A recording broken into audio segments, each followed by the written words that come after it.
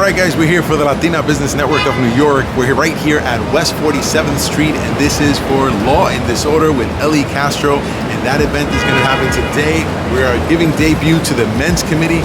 Folks, we're going to go right inside and enjoy the show. This is a debut event for the Men's Committee, so we're super excited.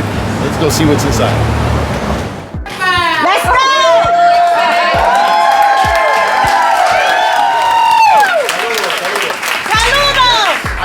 Driver. Oh, we got here okay though. Super excited to be here along Anthony.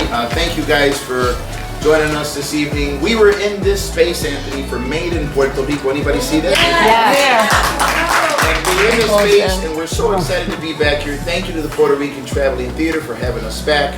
On the second floor of the theater here, there's this awesome little space there, like a little museum, a little tribute to the founder of the theater, Miriam Colon. Big round of applause for her.